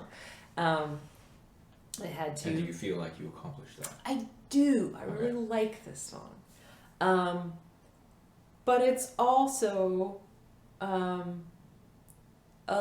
this song is about me like thinking about how I come across on stage and leaning into that a little bit. Okay. Like, I'm gonna be growly. I'm gonna wear shiny stuff. I'm gonna have big shoes and be the like the dominant voice on stage. Right. And so this is kind of the Go song. full diva? Is that the Diva? Yeah. Diva! Yeah. Yes, I mean, being a diva has so many negative connotations. It can. Definitely doesn't but have to be a negative. It though. doesn't, yeah. And I guess, I yeah, think it's... there's a lot of people who actually identify positive with it. Yeah. Really. The beauty of my stage presence, of leaning into Angie Nightmare, is I can have as much attitude as I want on Right. stage. In fact, I would hope that that's part of why you come to see me. Right. Is just to see me, like, I'm an uppity woman, and that's part of my like musical performance. Right. You know, and I'm like, I'm gonna say some shit. I'm gonna dress like this, and I'm gonna swear. Well, I love. Deal with it. For me, it's less of the uppityness, and I don't know if that's because I'm your friend or not, but it's Yeah. literally that you put such care into your performance. That's what engages me. Like, that's why I will come to see you, even if I didn't know you. It's like, oh, I will see Angie the Nightmares because she gives her presentation and her music such thought, and that's an important thing for me. Is like, it's not just something you show up and do, which can also have its pluses too. But like, I appreciate the amount of care that is given, and you know, then if I were to know you as a stranger too, and then just get to talking to you afterwards, it would just be an interesting dynamic, and I'd probably like you even more because of it. So I think it's a powerful thing to have that going. It's kind of funny because part of the reason I take so much care is because I want to be as comfortable on stage as I can. Mm-hmm. And part of what makes me comfortable in a performance situation is probably too much preparation. Mm. So, like, I need to get in the zone so Mhm. that when I'm actually on stage singing, I can just be chill Right. and, like, just perform, like, be in the moment. Right, be in the moment. And Yeah. so part of the construction of my stage persona and part of the having a certain look, having a certain vibe, like showing up and having all my gear together, like that, the pre-fight checklist before I get on stage allows me to just be on stage when I'm on stage. Right. And that, like, that's why I keep doing it, is that I get to just kind of cut loose like that. It's an important thing too as a performer, because performing is it's a strange activity when you really break it down. I love the exchange, but it is an interesting mental exercise when you go on stage and having to be present in everybody's routine or ritual that they do, whether it's whether it's what you do. I don't even know what I do, but I know there are things that I do try to do to clear my head before I play. Mm-hmm. It's an interesting thing. And that's interesting. It's interesting. It's an interesting part of being a band leader too. I am familiar with my own ritual enough to say, hey, this is what I do before a stage. Like, just so you know this. But also, when you bring new people into your project, it's like, okay, what do you need to do? Right. Do you know what you need to do? Because part of my job as your because I was in management for a while, it was really useful for me to start thinking of myself as a band manager. Like, right. I was the manager of my store, and I had a team, and they all needed different things, and I took care of them in different ways. Like, it was their job to show up and work, but it was my job to make sure that the environment was positive for them, so I could get the best work out of them and things like that. And so as a band leader, I have a similar responsibility. And so pre-stage ritual is something that's interesting, and some people are super aware of it, like me. Like, I'm hyper aware of it. I probably should chill. But other people are not. And so part of the dynamic of playing with different people is finding out what they need to do and making sure they have time to do it. Or like, if you have one band member that needs to be by themselves before they play and another band member that needs to be with someone before they play, like, right. How do you separate those people and get them all from their own zones so that everyone has the best performance? And like, the benefit for me of being a band leader is that we get to tell my stories, and the buck stops with me, and we're all cool with that. But the responsibility that comes from being a band leader is that it's my job to make sure that everyone is taken care of in the way that they need to be taken care of. Right. That is an important thing, and yeah, I've done similar things over the years. I mean, not even similar, the exact same thing where you view it as you are not just writing and performing and all these things, but you're also wearing the hat of making sure your band's in a good place before you play. And then it took me a long time to recognize, well, what do I need to be in a good place before I play? And we got into the rhythm the past few years where basically it is that space that you're talking about. I have to, because a lot of times I'll be acting as a host, or I'll just take on that, there's different people that I want to see and connect with, but I can't give them as a whole too much energy, because then I'll have nothing left for this other thing that I got to try to do, or that I want to do.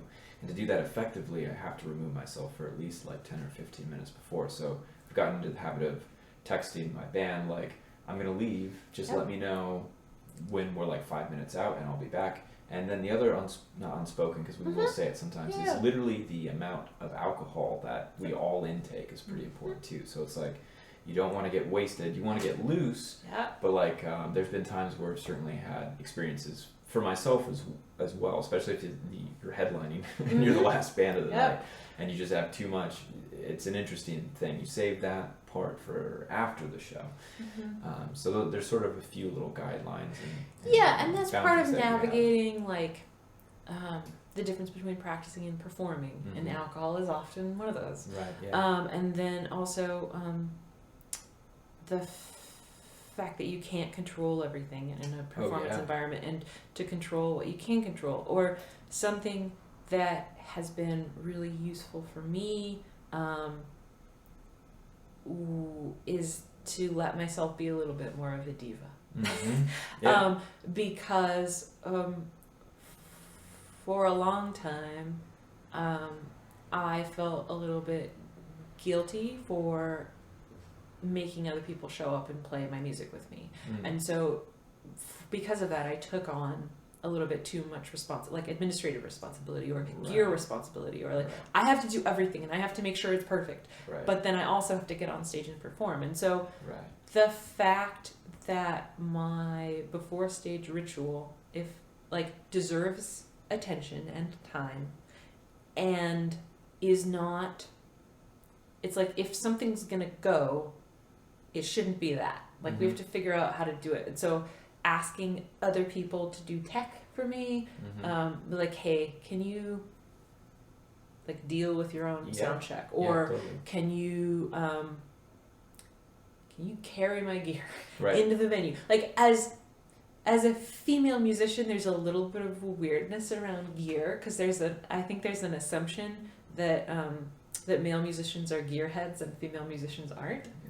And it's not the case, but there's definitely a little bit of that. And so for me, like, carrying my own amp has been a huge issue over time. Gotcha. Like, and it's like anybody who does any other kind of job, you would ask them, hey, would you let a drunk stranger carry the tools of your trade? Right. And the answer is always going to be no. Yeah. But every guy who comes up to you at a lady, gig, you want to help want me to help you carry your amp? And it's like, I don't need help carrying my amp. If I couldn't carry my amp, I would have a fucking roadie. Or I would ask somebody that I trust. But but trust in your band to help you in those situations is very, very important. And to specifically give myself permission to assign someone else the job of putting gear away at the end of the show, so that I can connect with audience members. Yeah, which is another part that's so important. It's my job to talk to people after the show, and I cannot make sure my gear is put away and talk to people after the show at the same time. So how do I navigate that? There's like a window there, like for maybe half an hour after the show. If even that. So do I just wait 2 hours and clean up my gear after everybody's not interested in me anymore? Or do I, make sure that someone else is responsible for that, so I don't have to worry about it, so that I can perform that other portion of my task? Right.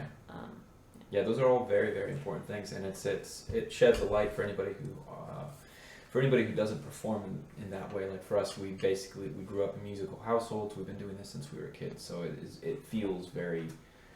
The idea of that lifestyle is very natural, even if it is such an odd lifestyle at times too. Like one of my favorite things is when you do lose control, or you just acknowledge that you, at the end of the day, even if everybody has their role at a gig, there can be these things that just go wrong, and it's fantastic for me when that does happen, and it happens in a way that's so poetic, for lack of a better word. Yeah. It's like, oh wow, this is a hot mess, taking the name from your song, but it really turns out okay. And I think it's once you realize that it's all going to be okay at the end of the night anyways. Like, once you let go of that responsibility, and you do have your bandmates there or your friends there who are helping support in some way, you recognize that, oh, it's fine. And then once you breathe, you're like, okay, I can get through this just fine. But God, I mean, at this point, I don't even know what it's like to play live shows anymore. Yeah, so. like, I don't know, yeah. But, yeah, I think it comes back to, I don't know if we were having this conversation on mic or off mic, but we're talking about boundaries. Yeah. And so, like, specifically, themes, like, being a performer is sort of like having boundaries in a relationship, in that you know what you can control and you know what you can't control. Right. And you gotta have the things you can't control handled. Yeah. Like, it's your responsibility to know that your gear works and to have an extra power strip or an extra cord or whatever you need. Right. But then you just need to expect that shit's gonna go wrong. Yeah, expect the unexpected. And then you deal with it. And those are the kind of like the magical moments where your like stage personality shows up. Like if somebody heckles you, or some goofy thing happens, someone tries to rush the stage, fight breaks out, whatever. Like all of those things, like those are the moments in the performance that people remember. Yeah. And they're the things that make a specific show special. But they're also the things that you can't control. So you have to control what you can control, so that magic can happen independently. Agreed. Yeah, agreed. And yeah, we were talking about boundaries outside of the recorded conversation, but that's a theme that's been very central to my life since really the beginning of COVID, and probably will remain central for some time to come. Okay. Well, actually, now that you mention that, could we talk about who Angie Nightmare is, since you said about being unapologetic about your, not just your music, your craft, your personality, but your stage persona, and Angie Nightmare being your stage persona. You know, why do you dress up on stage? What is empowering about that? Why is showmanship so important to you? So coming from one artist to another, because that's something that actually isn't as important to me in the same way, although it is from a different angle. I feel like you are as aware of the entire narrative of how you come across, like both on stage, in person, and on social media, as I am, but the volume is turned up a little bit more for me. Yes. Like the difference between my stage self and my personal self are maybe, there's a little more separation there, and I've specifically made a point to give that separation. I've always envied that in a way. Possibly because my music is so personal, and it's a defense mechanism in that way. Okay. But who Angie Nightmare is I love the rockabilly and hot rod scene, and I spent a couple of years doing pinup modeling, both competitively, like at car shows and things like that, and just for fun. That's great. And as when you do pinup, you tend to have like an alter ego, a pinup name. And so when I was picking my pinup name, there's a song by the Necromantics called Technicolor Nightmares, and it's about how like a whole bunch of their music is about black and white horror films and stuff like that. Like that's that kind of through line for them. And so this song is about how old shit is better than new shit, basically. Don't waste your time on those Technicolor Nightmares. It's like let's do the old stuff. I lean in that direction. And so Technicolor Nightmares, like that's where Angie Nightmare comes from. Oh, it's like from that song specifically. I didn't know that. But also it's a little bit like a lot of the pinup names are really cute. And for me, it was important to have a powerful name. And when I like think of myself as like an old school comic book character or an old school movie character, I'm always going to be like the bad guy, maybe. Like I'm going to be. You made me think of the Spice Girls. Yeah, like which Spice are you? Yeah, and I'm like aggressive Spice. Right. I think I'd be posh Spice. So when I If I could pick. we could take a quiz later online. Yeah. I'm sure there's one. We'll link that below. Yeah. But specifically, like, Attack of the 50-Foot Woman was kind of a big deal for me when I was coming up with a pinup self. Like, who am I going to be? Like, what image am I painting for myself? Okay. And so it's like, I'm tall, and when I do pinup, I put big shoes on, and it makes me even taller. And people react to that in some kind of way, depending on, like some people are interested in that, some people are really turned off by that, and it's fun because it's a direct, like, difference between, like, normal me and pinup me is that I've got big shoes on. And so I wanted to acknowledge that, like, I'm, like, big and I have a big personality, and that is, it's awe-inspiring. it's part of why, like, the pinup thing. So that was Okay. part of my name. That's why Okay. I'm Angie Nightmare. Right. And when I was doing pinup, it was really useful for my musical career in that I was at events, and it's your job, if you're in a pinup competition, to mingle, and it's an excuse to talk to people. And so there were a lot of people for a while that knew me from pinup stuff. I was like a part of the scene, but had never heard me play music. And so whether or not doing pinup was just a hobby or was a waste of time in relation to my other creative pursuits was always, I'm like, why am I doing pinup? I should be spending time doing music stuff, or Right. I should be spending time, like, doing arts research or whatever. But it's really fun, and it's a really fun scene, and it's an excuse to hang out with women who are into the same things that I do, which is not something I have a lot of opportunities to do in my life. And so Right. that was why I kept doing it, even though it felt really weird, because pinup competitions are basically pageants, and why would anyone set themselves out to be judged on an unknown criteria against other women?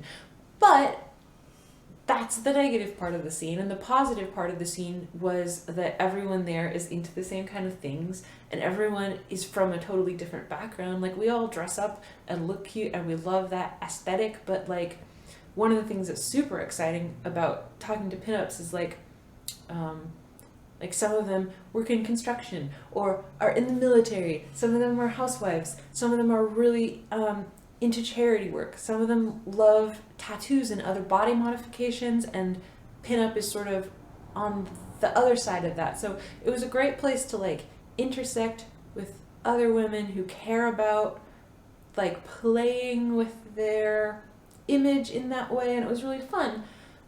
But it also felt counter to other things I was doing. So there was one show that I did that was organized by a pinup, like, she was hosting the show, and I decided, okay, I'm going to dress up when I play for this show. Like, I'm going to be Angie Nightmare on stage. And that was the first time that I took my pinup thing that I was thinking of as a separate thing, Okay. and combined it with my musical performance that I... Still when you were the Luck, right? Still this when we was- were the okay. Luck.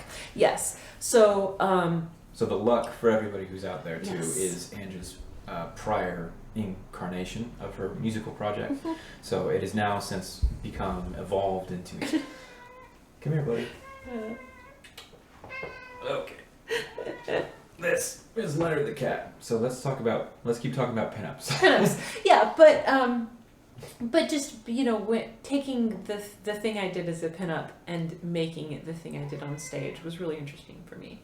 And then that's part of why we named the band that. Okay. Just because it's like, okay, this is the I love thing. that. This is- I mean that helps me to understand, I think, the full picture, because I wasn't quite sure. Other than that, there was a shift in the lineup, and sometimes when there's a shift, you want to make a shift across the board, and it's nice for me to hear, I guess, the full backstory of Angie Nightmare. Angie Nightmare, And to yeah. get to know the real character, or the story behind the character. So that's helpful, and hopefully helpful for everybody out there in this program. I'm that is Angie not from Angie and the regular. Nightmares. And I'm Jacob Cole. And we're talking about my new album, Girl Talk. Okay, so real quick, could you share the packaging, the wonderful packaging that you have, which is something that I've always been envious of, but not in a weird way, but just like, you're so fully featured.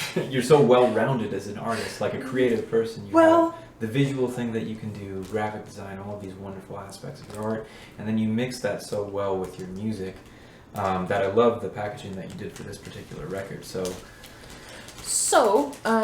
we decided that we couldn't afford to make vinyl for this project, but we did need a little object for people that like things to come with their music, as well as the download for people who don't want things to come with their music. And this is great. For me, I'm a very tactile person, so I love that. So, I designed this pre-COVID, but it turned out to be much more relevant than I thought. This is sort of like a tiny little music festival for introverts or people who are solo musical listeners, and it's I love that. A little tent sort of device here. I'm also curious about what the crinkle crinkle sound is going to sound like with this microphone. You'll see. This is a new microphone that I'm trying out, and was kind enough to let me try some new gear here. But some assembly required. But assembly required is good. This is sort of like a little object for like tipsy introverts to find and fidget with at parties, because you're like, I don't know what I'm doing here. No, that's great. There's this little thing you can assemble or disassemble it. So it's like a little tent, kind of like with a nightlight in it. One of those music festival constructions. I love all the. And there you go. There's a little that's beautiful. Oh my God, yeah. And there's some pretty good glow through on it too. Like when you close it, it looks pretty nice. Nice. So it's a little fidgety thing. It's like a book or a tabletop thing, a little object. You can gaze into it while you listen to the album. I like that. Well, how does just because I mean you put a lot of thought and effort into the presentation of this record. How does your background, I suppose, I mean really with your family, but you are a visual artist, and I would say by trade, right? More or less. Yes and no. Like you've done a lot of work for me over the years and for other artists in our scene, and I feel like your name is synonymous with the independent music scene in Longboat. Like pretty much everybody has like an album cover designed by Angelina LaPointe at one point or another. So, well, my parents are craftspeople, and I grew up in a very artistic household. Yes, and so being an artist was something I sort of always took for granted. When I was I grew up cultivating a lot of my visual arts skills, and it's sort of music was the thing that I did the way that I wanted to, and did not. I almost to my detriment. I didn't learn how to do it before I did it. I just sort of jumped in with both feet and did it, and which is also I write songs. I write songs the way I want to tell the stories that I want to, and over the years I've backed off a little bit and said, okay, well, this is how songwriting works, and maybe you should learn the rules before you break them. But when I was younger, I was really just sort of into, I'm going to do this my way. Right. And art is the opposite side of that for me. I have a very traditional visual arts background. So I took design classes, I took drawing classes, and I went through the full course of drawing classes that you're supposed to take. So it's like you start with still lives, and then you add shading, and then you take life drawing, and then you take landscape painting. Right. And I did all those things, and then I eventually went to college for art. But the art school that I went to was, I have a degree in book arts, which is the discipline you always have to explain. But it makes it fun. Good conversation starter. Well, that or like no one will ever understand what you do, one or the other. You have to have a good synopsis, sort of like being an Americana musician. You have to have a good synopsis. You're like, what the heck is this thing? Because if you know, you know, and if you don't know, then you don't know. Then you don't know. Yeah. But artist books are the book or book object. Like I would consider this to be kind of a booky thing, but it's not really. It's a book object. It's born out of that same. Yes. Thinking, I think. But the thing about books as an art form, which is what I went to school for, is that you can incorporate text And it's the book's job or the illustration's job to support the text and to provide it with more context to kind of like let it unfold. Okay. And so I have a very traditional visual arts background and a very non-traditional musical background, and what I've been doing over the years is working those things toward each other. So it's like, how can I get those things to be the same thing? Right, how can you bridge the gap? Yeah, how can I have a clear voice as a musician, as a visual artist, and as a pinup, and how can I have those things be not things that work against each other, but things that work together? And so that's why my band is Angie and the Nightmares now, and Angie Nightmare comes on stage with me. Like, my pinup thing and my music thing are the same thing now. Right. And all parts serve the whole equally. Because when I was a teenager, there was this expectation that I wasn't going to continue to be a musician and a visual artist, that I was going to have to pick one and stick with it. Isn't that the funny thing? When you're a kid, everybody's like, oh. But also, they're not wrong. Doing all of the things at once means that you don't have all of the time and energy to do the one or the other, but you also have a fallback, which is great. Right. And for me, like, trying to keep my arts practice like holistic, to work towards the same goal with all of the things, is super important. And even if I get less into visual art, there's always a little bit of a touchstone, which is why I was going to have someone else illustrate this album, and I decided that it was important to just take a little bit of time and do it myself. Yeah. And to keep it consistent with the last album, but to change it a little bit in the same way that the music is consistent with the last album. Like, it's still the same voice. I think it's but it's changing a little bit. Yeah. And so it's very cohesive, though, which is, I think, the thing for me that's important. Like, your visual arts background with your music, your songwriting, because you didn't just pick one, which we could talk about too. Mm-hmm. I think that is important. They're two pieces of a whole, and they do work well together, and they do represent you as an artist, as a musician. Yes. They are synonymous with one another. And it's kind of funny because if you talk to musicians, it's the thing that they're going to talk about me, because it's the thing that I do that's different from what you like do. me. Yeah. That's exactly. Totally. And I think a lot of people too, which is fine, but also it is something that I can contribute to the scene, yes. to the community, like the role of arts in a music scene, and like how you can, how movements are not only defined by their sound but also by their visuals, and how you can play with that and move around. Raymond Pettibon is one of my absolute favorite artists, and he did all the posters for Black Flag and was super like involved in that movement, and the role that he played in giving that music a visual voice and setting it in like a place and time is really, really important to me as a visual artist. Okay. When I am making art of any kind, I'm concerned about whether I'm just making it for me or whether it has some kind of like greater societal value. And making visual art can feel really selfish or self-serving. Like, why am I just here doing this thing, and why would I expect anyone to buy my artwork? And so doing illustrations, it's artwork that has a specific destination when it's finished, or making work that supports your music, which is music that I appreciate. Like, this is what I can do as your friend and supporter to help further what you do. Yeah. And that specific community aspect of artwork is very important to me. Right. And it helps me feel less like I'm wasting my time developing these skills, or I spend a lot of time on self-expression, and it's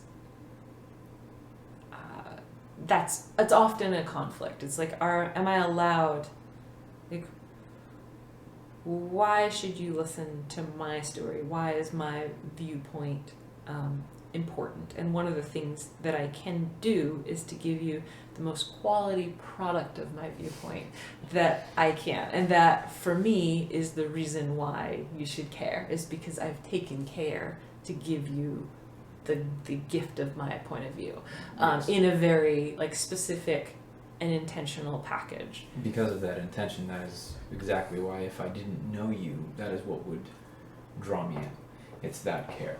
And it's that, again, I don't know if I'm saying it correctly, but it's a very well-rounded, you have a well-rounded presentation, you know, everything from the, why don't you hold that up again, to the Girl Talk record, which will be dropping August 28th. Which is a Friday? Which is a Friday. Okay, very cool. And it'll be we're gonna have a Friday night live stream.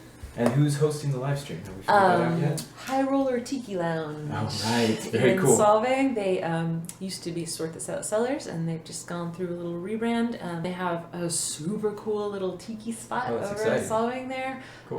Which no one has gotten able to hang out inside yet. Okay. They're doing outside service, but they have volunteered to host our live stream. How there. Cool. Yeah. Now, are they going to be hosting it in like online as well? Or? It will be in their space and on our Facebook page. Facebook page, okay. So it will be Facebook, not on Instagram, but Facebook is where you Facebook, and there will be links to the live stream.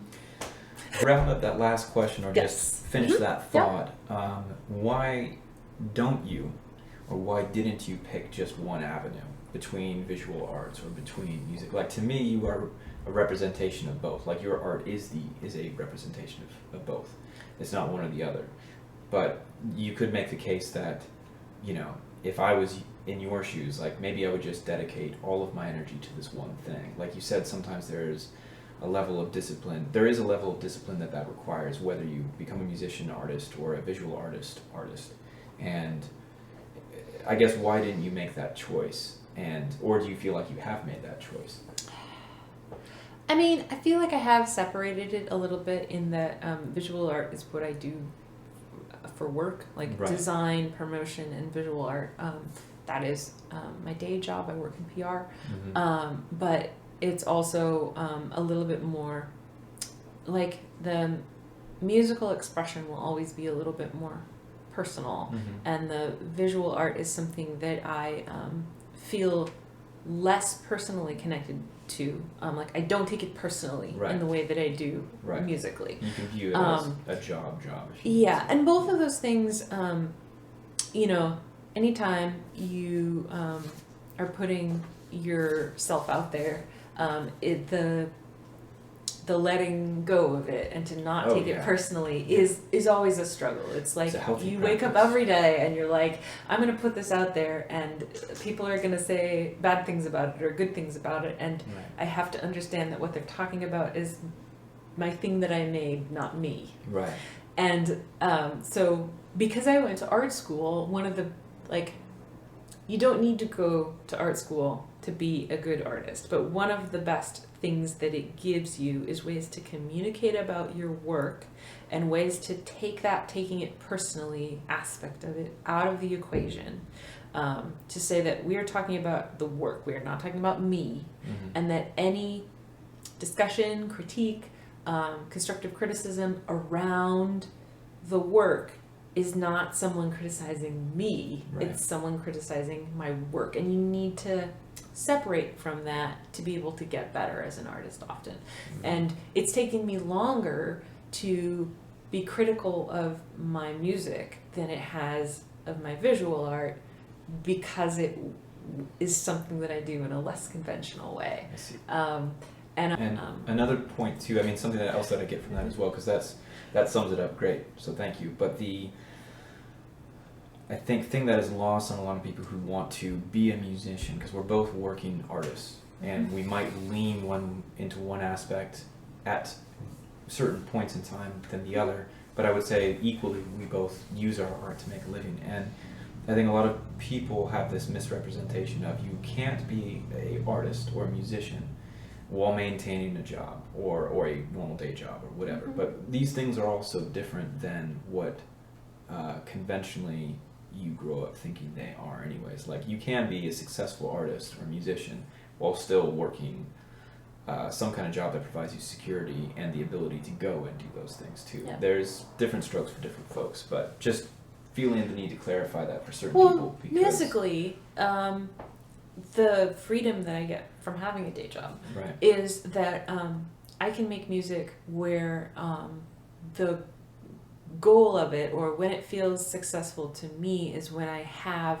the thing that I wanted to have, like when my vision is seen. And so I don't have to worry about what's important to me in my music versus what's important to the music industry or to consumers as a whole. Right. Like I have, by having a day job and by having to not be supported by my music solely, I don't have any considerations around what's popular, what's profitable, and what people are wanting to buy right now. Right. Like from like an industry standpoint. Right. Like this kind of band is what we're signing these kinds of bands right now. Like I don't have to think about that. I have the luxury of never having thought about that. Right. There is the point now where I'm very clear about what kind of music I want to make, and now I need to figure out, I know there are people who like the kind of music that I make. Mm-hmm. And I know there are people here who like my music, but there are people all over the world who enjoy the kind of music that I make. How do I find them and get my music in front of them? The struggle of what it means to play your own music. But and find an also, audience. rather than make music like other people around here, mm-hmm. I am making music like me, and then I need to find a different market. And Right. Yeah. That's No, I mean, it's an interesting point. And anybody in this day and age, you can do pretty much anything musically speaking and find a market for it. But if it is a little bit more off the beaten path, it just means you'll have to look a little harder for your market. I actually don't think that your music is that inaccessible. I think that especially now that you have a three-piece, mm-hmm. like kind of like you said, you've now gone from being this sort of real niche-oriented thing, and it's kind of leveled out to like, oh, you're in a band like these other bands, but it is still very much you and very creatively an accurate representation of your art, I think. Yeah, and so that was me taking the things about my novel approach that worked, right, and the things that were special about that, but also letting go of the things that were making my work less accessible, less marketable. Well, let's move on to some other questions. Something I wanted to talk about that I was interested in was writing rituals. Like for me, a large part of my process is defined by what I do to get there. And I find for myself I think you have a room or an area of space that's dedicated to your art in general. And mm-hmm. I never had that before, living in this current area, and that's something that I found really does help. I used to try and force myself to be able to write under any circumstances. And I think there's something to that, or developing that skill set.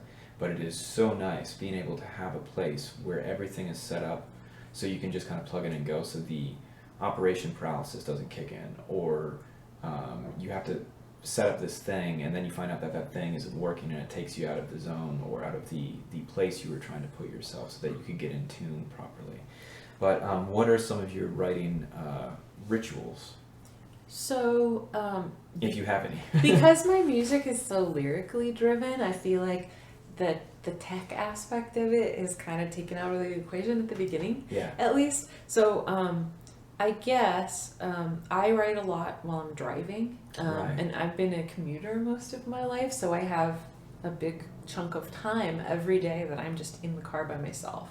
And that has sort of been the case throughout my songwriting practice, is that I'll be driving somewhere and I'm like thinking about a thing and I might have a couple words in my head, and I'm going to come at this from how my process works, and then I think we could probably find some ritual in that, but it's not something that's like... It's not overtly a ritual. Coming on stage is a ritual for me, but writing is not really a ritualistic behavior. But I do have habits, which I think are probably more ritualistic than I think. So my songwriting habits are, I start with the first line and I chew on that for a long time. So it is always lyrics first. It's always lyrics first for me. And it's almost always the beginning first. Like sometimes things will get moved around, but it's either the first line of the first verse or the first line of the chorus that's the thing I'm chewing on for a while. So I'll start at the beginning and I'll write out the first verse until I feel good about it, and I'll sing it over and over and over again to myself while I'm driving somewhere. This is usually how it happens. And it used to be I was a little bit fanatical about the fact that I wouldn't write it down until it was finished. Oh, interesting. Because if I can't remember it, is it worth remembering? Then it's not catchy enough. Right. Then it's not hooky enough, you know. And I've had that same kind of thought to where, like, if you have an idea, and I don't have my little tape recorder, which is how I used to record everything, not my phone, but a little crappy tape recorder. Yeah. And if I didn't have that around, and I couldn't remember it, my thought was, it's not worth it if you can't remember it anyways, or that if it's that good of an idea, it'll come back. It'll come back. Yeah. Yeah, and I think that's one of the beautiful things about having been a songwriter for so long. It's been almost 20 years for me. Wow. Do you count the times when I'm not sure when I count it from, like from the moment I picked up a guitar and started banging out songs, or do I count it from when I came of age? Yeah, I don't know. When I my first song I technically ever wrote, I was 4. Oh wow. And it was about the great unicorn of the sea. Oh boy. And she was so pretty. Damn, you even remember the words? Well, I don't know if I actually remember them or not, because this is a story about me that my dad is really fond of. So I see. I know the melody of that song that my dad remembers sings to me when he tells this story to people about me. That's a great story. I have no idea whether that's what the melody actually is, or whether this is that whole family personal narrative thing coming down across time. Right. So then when do you include it? Like, what is the marker for you? Is it when you picked up bass and we started playing together? So when we started playing together... when we were teenagers. When we were teenagers. We played music together. We were in a 15 years band. ago. Yeah. And I think the fun thing about that band... in retrospect, is that we all wanted it to be a completely different band than it was. Totally. I just wanted to be able to play guitar. Like, I remember my wants, and I had no needs. I really just wanted to show up and play guitar. And I remember being, of course, a lot less of a assertive personality. I wanted people to get along. I felt very much like George Harrison, where I was just like, I just want to play guitar and do that. And I'll secretly write songs on the side that I don't show anybody. That was like my thing. And yeah, that was definitely like I think a moment of discovery for all of us, because here we are, like, coming of age. We all have our own perceptions and ideas of what this project is. The parents weren't. We all had different genres we were interested in. Like, yeah, totally. I would have loved to front a pop punk band at that point. Yeah. None of you guys wanted to do that. No, I remember that pop. I remember that punk song. What song? Yeah, but so is that time kind of what counts to you? Is like, I became a songwriter here? Yes. Okay. Yes, to a certain extent. I mean, I did really awkward teenage poetry before that. But so the teen years, picking up the bass. The teen years, picking up the bass, like, that's the beginning of my songwriting. Okay. And I would say, maybe 2 or 3 years into that was when I really, like, started to think of myself as a songwriter. So. Okay. And for anybody who heard that sound, it is the cat who is now scrambling by. You probably saw the tail wagging. He's very nervous, very social cat, but he's not used to having Angie Nightmare here, and is intimidated by the name, which probably is a tag of a 50-foot woman. Yeah, exactly. Bad for cats. So yeah, no, we do have quite a history. I mean, after we moved here from the East Coast, we joined a homeschool group so that we could be social. We had a unique upbringing compared to a lot of other kids our own age, but I feel like we were also we were encouraged to socialize, even in our own little groups, more than other homeschoolers that I've run into over the years. Yes. And I feel like even though we might have for a time been viewed as strange or held back by a couple of years socially against our peers, we had some other skills and some other things that we'd acquired through that kind of an upbringing, which I thought was unique. But I remember just the fact that our families were creative, musical. There was a lot of common ground there that made it a very natural fit being friends. And I think looking back on it is one of the reasons why I'm thankful we're still friends. That, talking about being an adult and knowing the priorities in your life. Yes. parents had very similar priorities in their lives. Like Yes. the values that they wanted to instill in their children Yeah. were very, very similar. And so that's kind of why we started hanging out when we were younger. There was that common. But also that like music and creative expression is important, and that was a given, which is a huge gift, I think. Agreed, especially given that even today, it's something that has continued to be pulled from the education system at large, unless it's a private school or they focus on those things in particular. Like in general, they were onto something back then that in hindsight I am very thankful for, even if there were aspects of it that I might have not been at the time. But that particular one of being endowed with the ability to have or not have access to these sorts of things was quite a gift, and one that I feel like a lot more kids I wish had access to, which is why I enjoy like teaching. It's reminded me of the power of that freedom, I suppose. Yeah, and any kind of creative process, like I teach visual arts with teenagers, and I feel like we kind of connect on that. That's like, this is what we do, but we also teach, and it's part of our practice as artists. Right.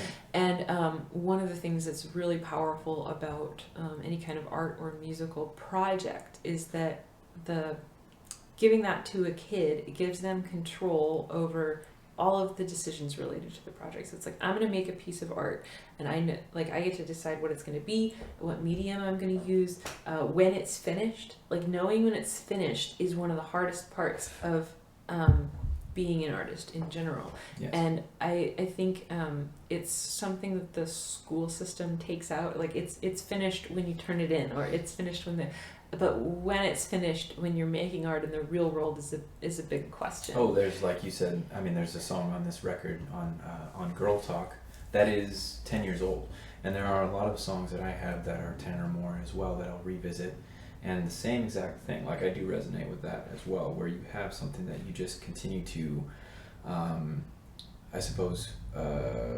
revisit, and over time you almost view it from a clearer perspective. I mean, you have years in between, right? When you first wrote it and then where it goes. And a lot of songs for me certainly don't ever feel, there's a few that feel like they're done. They don't need to be revisited at all. But there's quite a few, I would say more than not, that are constantly evolving. Like, there's a song on the record I've been recording during quarantine, which you would know, nobody out here would know it, but On My Way, that St. Anne's Place song off of that first EP, never felt like it fit. Even though I love that song, it never fit on that record. But we kept it on there because I know it to be a good song. I've considered revisiting that song and putting it as the last song on this record, which is funny that you say the thing about 10 years, because it's 10 years old for me too. So. And that's my favorite song on that record. Oddly enough, it's a lot of people. Yeah, actually, Yeah. Jack was fixing his car the other day, and he messaged me. He was like, I was fixing my old car, changed the battery, and like, lo and behold, On My Way came on. I was like, oh, crazy, throwback. And that got me thinking about, oh, there are so many songs that, like Wesley will even remind me of, like, songs when we were jamming at the time. He was like, hey, what about this one? I was like, oh my God, I completely forgot about, like, 90% of these things. Because for me, it's always like, oh, once I move past it, I really move past it onto the next thing. Yeah. And I have to keep, like, a log of all of these things that's buried in my closet somewhere. And until I actually open up that box, I'm like, I don't even remember any of that stuff. And that's one of the fun things about switching up the band lineup too. Right. Because like, I have songs that people in the project, like I have a song that's not on this record but will be on the next record, right. That is a very traditional Irish folk melody that the rhythm is something that, because I grew up with that music, I grew up listening to it, I have it intrinsically in my system, but I can't explain it to people who didn't grow up in that tradition. Right. And now I have a bandmate who was also super into Irish music at the beginning of his musical journey, and so we were able to like make that song work. And that's awesome. Is part of why it never worked is because I didn't have someone else who understood that cadence enough to be able to explain it to the rest of the band in a way that I can't. Well, that music is, yeah, I mean, it's its own thing. Yeah, totally. Like, actually, David Grissom and Jerry Garcia got me into that. And it was because they reminded me of songs that we grew up either listening to or playing at your families. Like that's what it reminds me of, is hearing both of our dads playing that kind of and music. that whole like kind of fireside guitar, Fireside multiple guitar. vocal thing. Yeah, totally. Fast picking or very vocal picking, staccato, just, And it's kind of funny because I specifically grew up singing with my dad, so there's a part of my vocal range that doesn't get heard unless I'm singing with someone else. Like my default setting is to do an octave harmony with my dad. Right. But then when I sing by myself, I'm singing in a much lower range. So getting that more folky stuff, I'm using a higher part of my voice, and sometimes I need the supporting vocals of my other bandmates to like make that work. And now I have that option. Even though vocal arrangement specifically is something that's really difficult for me and outside of my skill set, I have the option to bring other people in to help me in a way that I've never had before. Which is great. I'm willing to say, hey, I don't know anything about harmonies, help. Yeah. And I have people who are willing to help. And that's it only enriches your songs and your craft in the end. So there's a question on here that I would like to get in before the battery dies. If it dies. The battery dies. It's about to die. Which is, how is being a band leader different from being a solo artist? And this is one that's definitely for both of us, but we've both been band leaders. Yes. I also consider you a solo artist though too. Yep. Angie, Nightmare. Yeah. So there's, that theme, I suppose. But why don't you talk about what it means to you first, and then okay. Well, we'll go from there. This is something that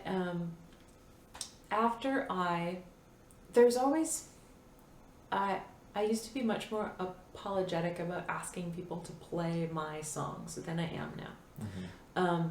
And one of the things that helped me get over that was talking to people about it, like talking to my bandmates, be like, hey, we're playing my music, is that okay?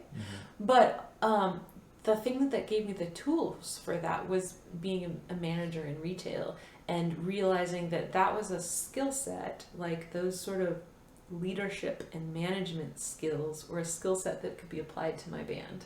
And to say, okay, well, we're playing my thing, it's my idea, but how can I give direction better? Like, how can I make sure that what I'm asking for makes sense to the people that I'm asking it from?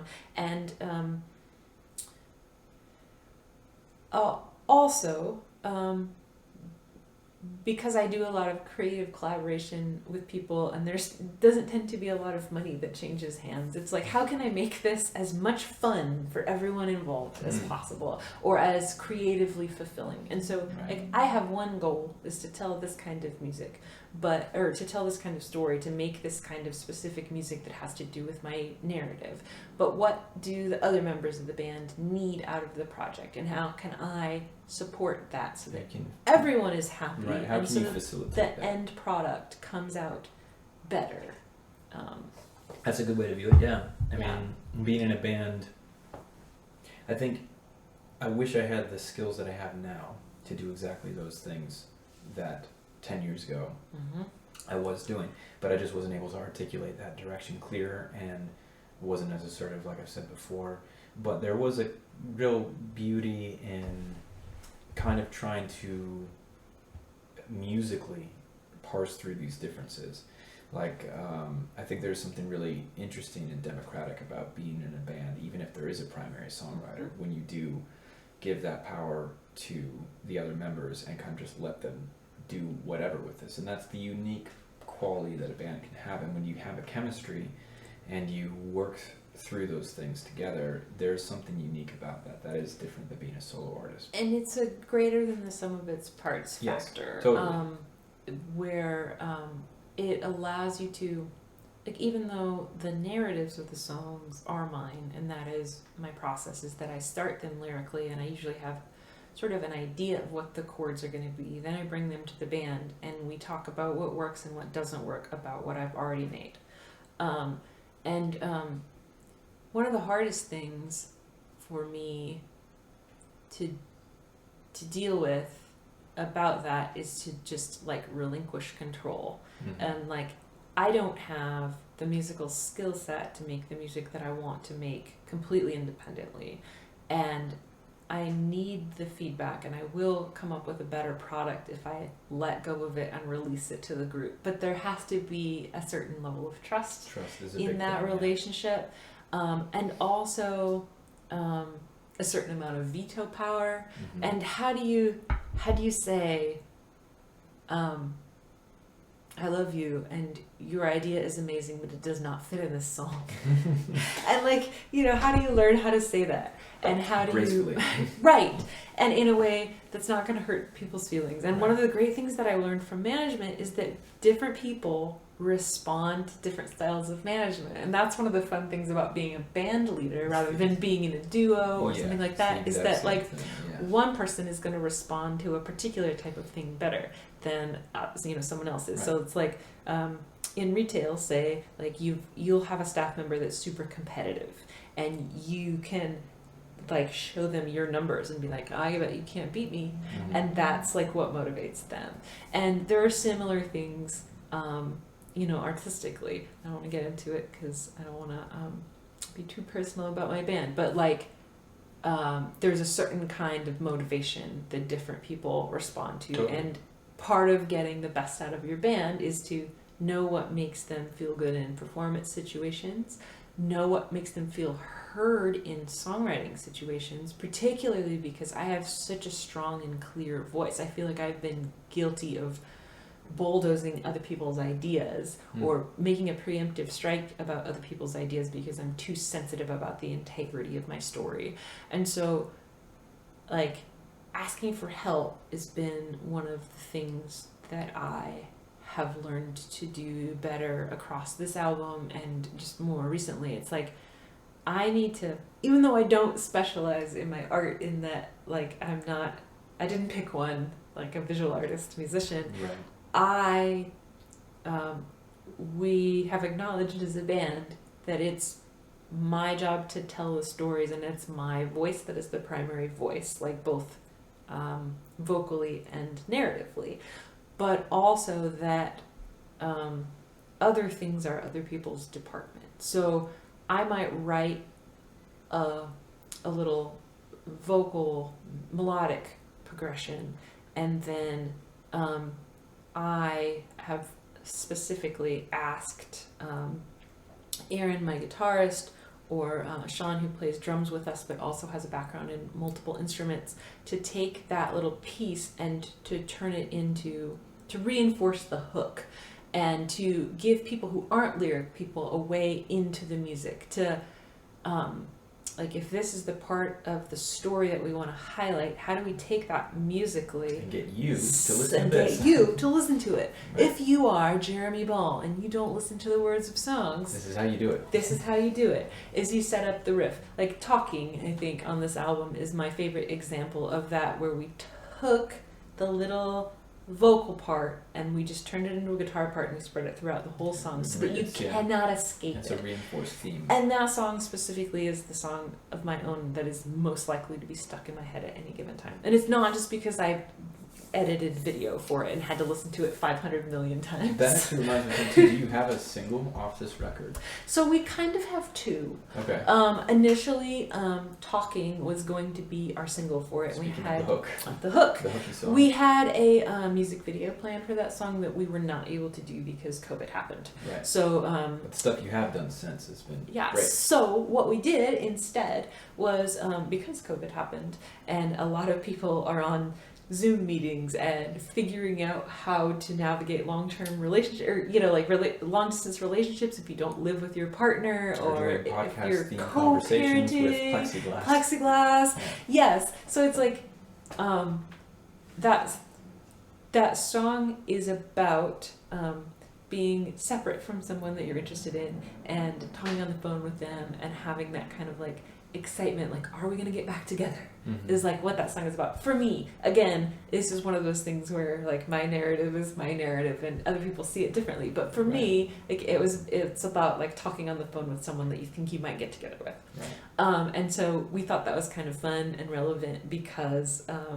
people are having long distance communication and trying to figure out how to navigate emotional relationships over distance, like through media, through different things. And so we took that as an excuse to do a video where we all shot it on our phones and then we edited it together. So it was kind of like the musical conversation. It was fun. Very relevant right now, like you said. I mean, we're at a time where we need this sort of thing. It's so meta. Because we don't have. But also, like, how do you put music into people's homes, like into people's heads when you can't audience, perform? Yeah, finding your audience in the age where you're not supposed to have a live audience. Right. And I mean, this is something that people at our level are trying to figure out, but also everybody is trying to figure this out. Yeah. It is across the board a very disruptive time, and I've said it before privately, or maybe even during this conversation, that's the wild fucking West. And anything can go, but that does mean you have to get creative. Well, you don't have to do anything really, but like if you're trying to get your music out there, I think getting creative or packaging it in a particular way does help. I think it's also too, like I was talking about this with Ruben a couple weeks ago, there hasn't been a time more primed for new music to drop as well. So there's that also, whether you're, a major label artist or an independent or whatever wherever you fall in the food chain, it's a great time to be releasing art, music, everything. And I was reading a great NPR article about this. The way that people are consuming music is different. The way that I have always consumed music is like by myself with headphones on or while I'm driving. Like I respond to music that is very similar to the music that I make, in that I want a really rich story and I want a really like personal connection with the songwriter. Right. And so I listen to a lot of music on headphones by myself, and that isn't everyone's music viewing experience, but it is now. Right.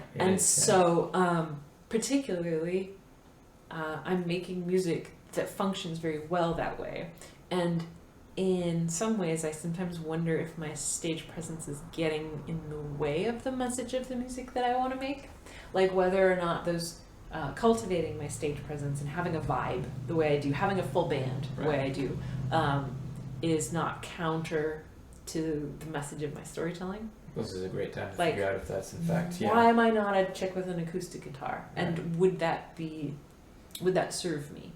And could the songs stand on their own too? The easy answer is I hate playing guitar. But there's also that band dynamic that we were talking about, the working with other people, which it's an amazing thing when you have it. Really. Yeah. It's like you need to be able to function both with it and without it. Yeah. And working by yourself teaches you more about what's important to you. And so when you can bring things to the group, then you know what you need to safeguard and what can be open to the group. Yeah, it's helped me learn to simplify being a solo artist versus being in a band. It also makes me really miss the times that I did play with a band, but not for just playing with people, because that is incredibly satisfying. It is for having that discipline of getting together a couple times a week and having that foundation that you bounce off of. I'm terrible about practicing by myself. I'm the worst. See, I love practicing by myself, but I miss having a band to practice with too. And it's almost worse playing with a band when you don't have that much practice time and you are actually stronger than playing with yourself. I actually find myself running into that situation more these days, even though it's been months since I played out by myself or with a band. This is the longest I have gone without being on stage for like the last 15 years. Same. Yeah, it's crazy. So weird. Speaking of that, you have a new album dropping end of August 28th, Girl Talk. Yes. You have a wonderful product and packaging that you have done for this record.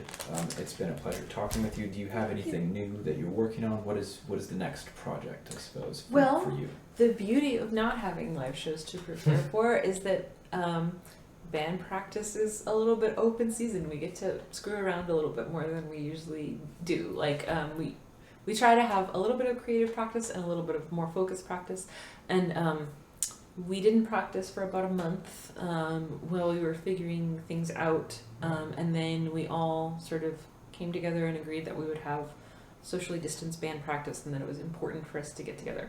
My band is my circle of trust. Yeah, they're like essentially the only people I've seen besides my partner. We've seen each other a couple of times now. But it's like you've got your social, your circle of trust there, has been very small for me. I've been very serious about isolating, but because we don't have shows to prepare for, we've got to get together and noodle around a little bit. We've got to write some really weird music. Yeah, without any shows or timeline, other than the ones that you self-impose, like your albums being released, but that's you setting the deadline, which is, I think, necessary at times to get things done. Like, otherwise, who knows when it'll be done.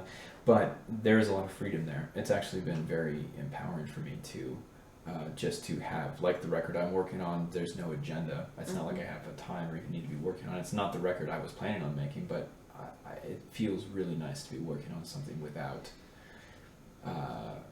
as much of a plan as I normally give it.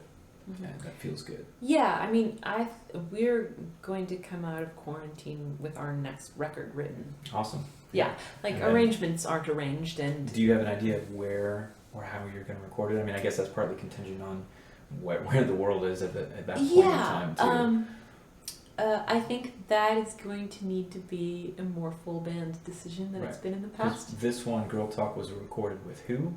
We recorded with John Bortel at Northwall Studio in Atascadero. Okay. And I have historically worked with Randall at Certain Sparks, but he's sort of moving away from any kind of session recording. Right. We'll do live recording, from what I understand. Yeah. But John is someone that I look up to from a songwriting standpoint. I really love what he does and his voice as a storyteller, and I feel like he and I have really similar, our process is very different. He's a very solitary, I record myself, do my thing, like, then bring it to the group kind of songwriter, whereas I'm a little bit more collaborative in my song making process. Right. But his songwriting and the sound that comes out of his studio had an immediacy, particularly with, like, vocal quality, that we're both interested in. Like, we want the music to sound spontaneously and like it's being made by a bunch of people in a room.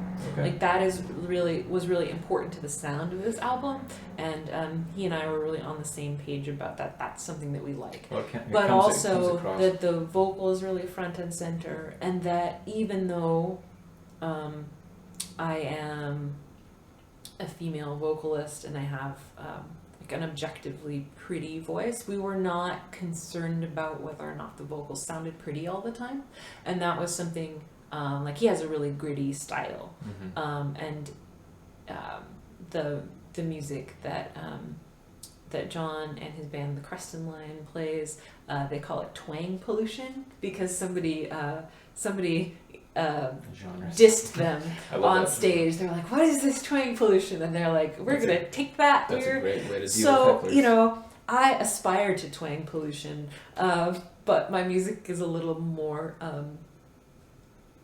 sort of like sensual and feminine than that. But I like that quality that he brings to his recordings, that things are very raw feeling and that there's a little bit of a gritty imperfection to it, and that was why we worked with him on this album. I like the direction that you guys went in. It did lend itself, I think, to the material. Let's see, to wrap up, I suppose, one more time, just the date and where you'll be streaming the record from. So it's February 28th, February. Wow. February 28th, 2021. Time. August 28th. Yes. I'm a little fried off of too much coffee, I think. Woo, coffee. And you're going to be streaming from your Facebook page, the band's Facebook page, okay. And then... Our release, live on Facebook, Friday, August, not February, 28th, around 7 p.m. We're going to have a fabulous opening act, TBA. Perfect. And, cool. Yeah. Good. All right. Well, thank you very much for having this conversation, providing the wonderful plexiglass.